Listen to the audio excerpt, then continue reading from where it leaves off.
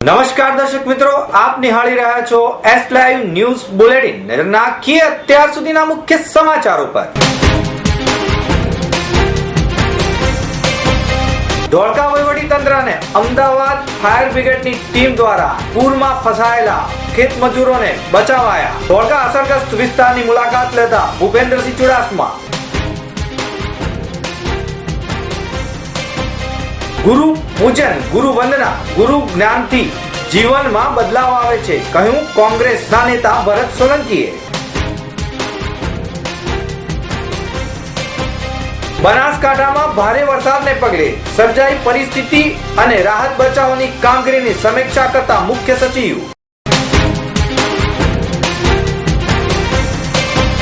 ભારતની સૌપ્રથમ Godrej Nupur coconut Heena cream hair colour launch. Sabarmati નદીમાં પૂરની સ્થિતિ સર્જાતા પાણીના પ્રવાહમાં મૂળ દાહોદ જિલ્લાના અંદાજે 37 ખેત મજૂરો મધરાતે ધોળકા પાસે પીસવાડા પાસે રેસ્ક્યુ ઓપરેશનમાં મ્યુનિસિપાલિટીની ફાયર બ્રિગેડની કુલ 3 બોટ અને સાથે ધોળકા વહીવટી તંત્ર દ્વારા સફળ ઓપરેશન કરી 2 થી 3 કલાકમાં ભારે જહેમત બાદ તેમને ઉગારી લેવામાં આવ્યા હતા. આ સમગ્ર ઘટનાક્રમમાં પોતે કઈ રીતે બચી જવા પામ્યા, બચાવ થયો અને વહીવટી તંત્રે કઈ રીતે મદદ મેળવી તેનો ચિતાર આપતા સંજલી ગામના સાગરભાઈ સંગાળા અને ડુંગરપુરના સુભાષભાઈ પરમારે કહ્યું કે જોત જોતામાં નદીના પાણી 8 થી 10 ફૂટ ઊંચે આવી જતા અમારી જિંદગી જોખમમાંથી કઈ રીતે બચવું એની અમને ગમ પડતી ન હતી.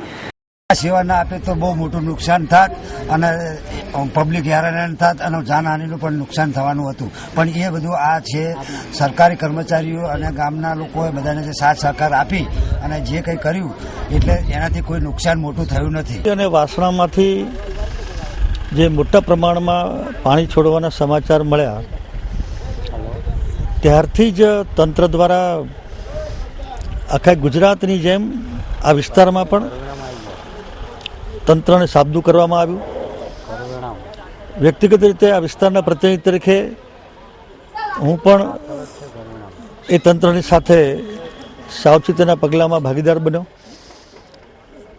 22 ગામમાં આ વિસ્તારના તંત્રનો એક અધિકારી અહીંયા મુલાકાત લીધી અને તલાટીને, ગ્રામસેવકને, આરોગ્યના અધિકારીને, કોઈ મામલતદારને, કોઈ નાયબ મામલતદારને એક ગામની અંદર વ્યવસ્થા કરવામાં આવી. પરિણામે એક પણ ગામમાં આટલું મોટા પ્રમાણમાં 73 પછીનું કહી શકાય એટલું પૂર આવવા છતાં, પાણી આવવા છતાં એક પણ માનવ મૃત્યુ થયું નથી. અને એનાથી વધારે કહું તો એક પણ પશુનું મૃત્યુ થયું નથી. આ રાજ્ય સરકાર લીધેલા પગલાંની પ્રતીતિ છે અને સાબિતી છે. ત્યાં જ અમે સાંજલી ગામના સરપંચને ફોન કરી અમારી સ્થિતિ અંગે અમે જાણ કરી. તેઓએ તાત્કાલિક અધિકારીઓનો સંપર્ક કર્યો. લીમખેડા વહીવટીતંત્ર અને ગાંધીનગર અને અમદાવાદ વહીવટીતંત્ર સંપર્ક સાધતા મધરાતે 3 વાગે હોડી આવી અને અમને સહી સલામત રીતે બચાવી લીધા હતા. આ આદિવાસી ખેત મજૂરો ગંભીર સ્થિતિના સંદેશો શિક્ષણ મંત્રી ભૂપેન્દ્રસિંહ ચુડાસમાને મળતા તેમણે તાત્કાલિક બચાવ માટેની કામગીરી માટેના સૂચનો પણ આપી હતી. જેના પગલે અમદાવાદ મ્યુનિસિપાલિટીની ફાયર ટીમ પણ ત્યાં પહોંચી અને જોતજોતામાં 37 જેટલા મજૂરોને બચાવી લેવામાં આવ્યા. સાથે ધોળકા તાલુકામાં અસરગ્રસ્તોની મુલાકાત લેવા શિક્ષણ મંત્રી ભૂપેન્દ્રસિંહ ચુડાસમા પહોંચી ગયા હતા અને તેમણે વિસ્તારની મુલાકાત લઈ જ્યાં પણ પાણી ભરાયા હતા તેવા ગ્રામજનોની મુલાકાત લઈ અને જોઈતી મદદ આપવાની હૈયાધારણ પણ આપી હતી.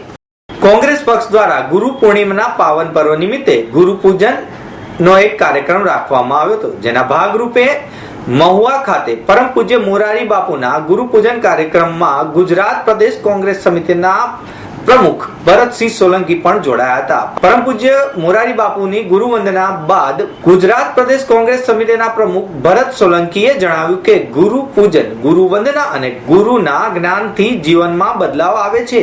એ ભારતીય સંસ્કૃતિમાં અનેક બાબતોનું વર્ણન પણ છે. ગુરુ પૂજન અને ગુરુ વંદના એ ભારતીય સંસ્કૃતિનું એક આગવું સ્થાન છે. કોંગ્રેસ પક્ષ દ્વારા સમગ્ર રાજ્યમાં તમામ ધર્મના વડા અને ગુરુઓના પૂજનનો કાર્યક્રમ સફળતાપૂર્વક યોજવામાં આવ્યો હતો, જેમાં વિવિધ જિલ્લાઓમાં કોંગ્રેસ પક્ષના કાર્યકરો, આગેવાનો અને ખાસ કરીને NSUI યુવક કોંગ્રેસના કાર્યકરો મોટી સંખ્યામાં જોડાયા હતા. મહુવા ખાતે પરમ પૂજ્ય મોરારી બાપુના ગુરુ પૂજનના પ્રત્યુત્તરમાં પૂજ્ય મોરારી બાપુએ રાજ્ય અને રાષ્ટ્રમાં સર્વ ધર્મ સમભાવ અને સદભાવ માટે ખાસ વાતાવરણ બને તેવા આશીર્વાદ પણ આપ્યા હતા. ગુજરાતના તમામ જિલ્લાઓ, મહાનગરપાલિકાઓ તથા તાલુકા કક્ષાએ કોંગ્રેસ દ્વારા ગુરુ પૂજનના કાર્યક્રમની ગુરુ પૂજન કરી ગુરુ પૂર્ણિમાની ઉજવણી કરી હતી.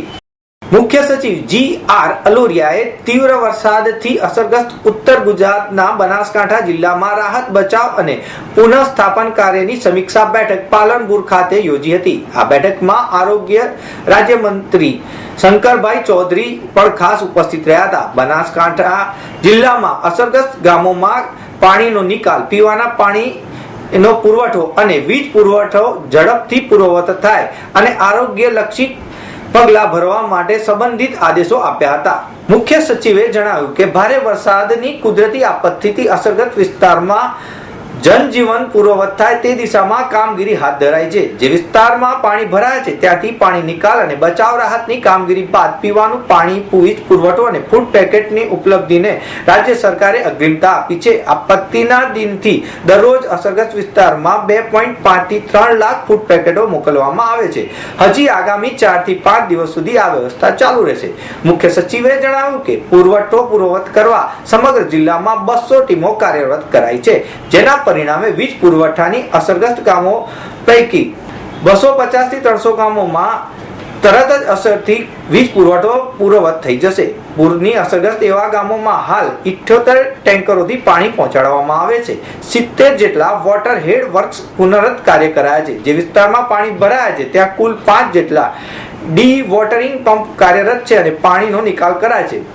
ભારે પૂરના કારણે અંદાજે 3400 જેટલા પશુઓ મૃત્યુ પામ્યા છે. આ મૃતદેહના નિકાલ તથા પશુ આરોગ્યની જાળવણી માટે જિલ્લામાં 91 ટીમ કાર્યરત કરાઈ છે. સાથે સાથે તેના પગલે રોગચાળો ન ફાટી નીકળે તે બાબતે પણ આરોગ્યલક્ષી વિશેષ કાળજી રખાઈ છે. અસરગ્રસ્ત વિસ્તારમાં પાણીજન્ય રોગ ન ફેલાય તથા આરોગ્યની જાળવણી માટેના પગલાં લેવાય તમામ વિસ્તારોમાં આરોગ્યની ટીમ પણ કાર્યરત કરાઈ છે.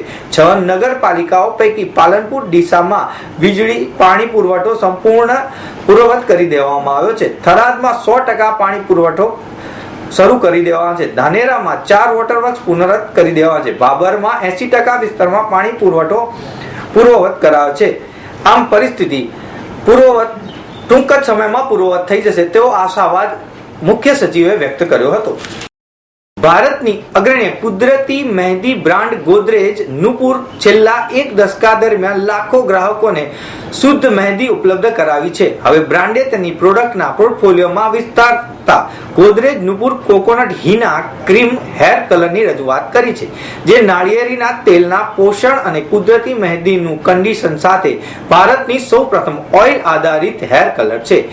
GCPLના સુનિલ કઠિયાએ ઇન્ડિયા એન્ડ શાર્ક અને ઘણા સેલિબ્રિટીના હેર સ્ટાઇલિસ્ટ જાણીતા એવા હેર સ્ટાઇલિસ્ટ તાનિયા નાઝે આ નવી ક્રીમ કલર ડાઈવ અમદાવાદમાં લોન્ચ કરી છે. આ લોન્ચ દરમિયાન ચેતન અને તાનિયાએ હેર કેર અને આગામી કલરિંગ ટ્રેડિશન અંગે ચર્ચા પણ કરી હતી. ભારતની પ્રથમ અને ઓઇલ આધારિત ક્રીમી હેર કલરની વિશિષ્ટ બાબતોને કાર્યક્રમમાં દર્શાવવામાં આવી હતી, જેમાં ચેતન અને તાનિયાએ હેર કલરને લગાવવાનું જીવંત પ્રદર્શન પણ કર્યું હતું. આ દરમિયાન સામાન્ય રીતે ગ્રાહકો મહેંદી અને નારિયેળીના તેલના મિશ્રણનો ઉપયોગ કરતા હોય છે, પરંતુ આ પ્રકારે પ્રથમ પ્રોડક્ટ મહેંદી અને નારિયેળીનું તેલનું મિશ્રણ છે.